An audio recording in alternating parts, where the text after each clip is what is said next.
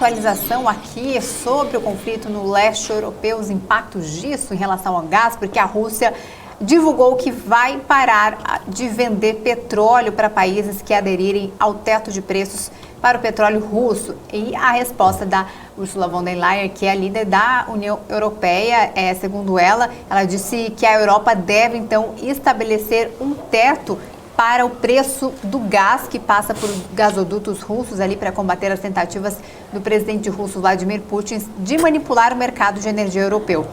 Ela também pediu que todas as medidas para reduzir os lucros inesperados que os fornecedores de eletricidade obtiveram ali com a crise do gás e que o dinheiro seja usado então para ajudar cidadãos e empresas vulneráveis. Ela falou o seguinte: acredito firmemente que chegou a hora de colocar um limite nos preços do gás russo que chega à Europa.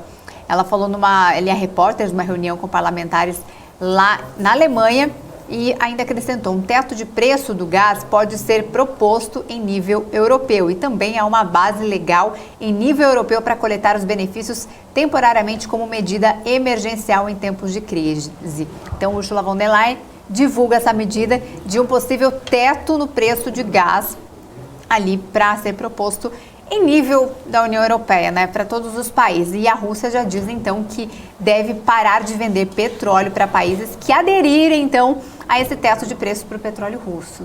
Alan Gani, mais um desdobramento complicado de toda essa situação, né? Parece que tudo que a Europa faz não dá certo, né? Vem depois mais 5 pedras ali de retaliação. Como é que vai ficar? Eu, de certa forma, me sinto bastante confortável falar sobre isso, Isa, pelo seguinte: eu acho que a audiência é testemunha, e vinha acadêmica, e a gente entrevistava, e não sei o quê. Sumiram todos.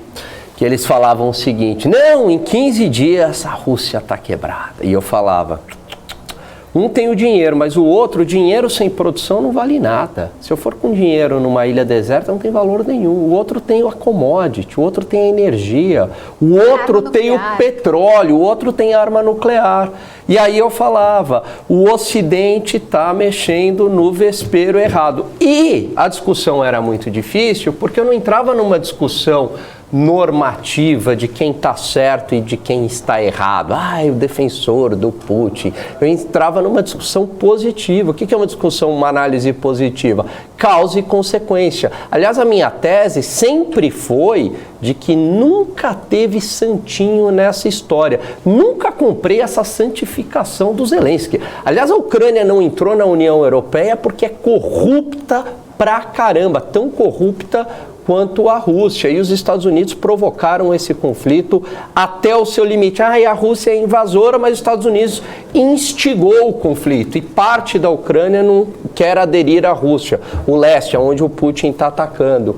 E também sempre defendi aqui que o Putin não quer refundar a União Soviética, coisa nenhuma. Isso pode botar aí que ele não quer mesmo, ele quer pegar todo o leste ali. Agora, é um festival de erros, por quê? Porque quando o Ocidente toma todas as medidas que tomaram, principalmente a União Europeia, porque os Estados Unidos ainda toma medida, mas é um país que é muito autossuficiente em questões energéticas, é um país que tem muito dinheiro. Agora, a União Europeia, todos os países ali da Europa, estão numa situação muito mais vulnerável do que os Estados Unidos, até porque estão muito próximos da Rússia e dependem diretamente do gás natural da Rússia. E aí aderem a todas essas sanções americanas contra a Rússia, sem entender o impacto que isso teria lá na frente. E agora, você escala de novo no gás natural, e aí você vai ficar agora sem petróleo. Então você vai ficar sem gás e sem petróleo. Você tem dinheiro em papel, mas você não tem gás e não tem petróleo. Aí você vai fazer o quê? Aí na cabeça desses burocratas que não tem noção nenhuma de realidade, de como que as coisas funcionam, a complexidade que é você investir numa empresa, por exemplo, de você aumentar os investimentos, o que dirá de produção de petróleo? Você vai pegar petróleo da onde? Você vai comprar petróleo de quem? Aí você tirou, né? Você não tem mais gás natural. Não brota petróleo, não é o nosso desejo. Eu quero que tenha petróleo no mundo. A Arábia Saudita, como se fosse pastel, produz mais petróleo. Não é, os países já estão no seu limite. Eles já estão no ótimo da produção. Então você não vai aumentar a capacidade de petróleo da noite para o dia. Aí teve até uma pessoa que veio aqui e falou assim, não, mas isso vai acelerar a energia renovável. Isso é seu desejo, não é a realidade. O fato de você querer que tenha energia renovável para substituir petróleo não significa que isso vai acontecer, porque tem uma coisa que sempre se impõe, Isa, é algo chamado realidade. O nosso desejo não muda a realidade. E a realidade é que quem tem gás, quem tem petróleo, quem está dando as cartas é a Rússia.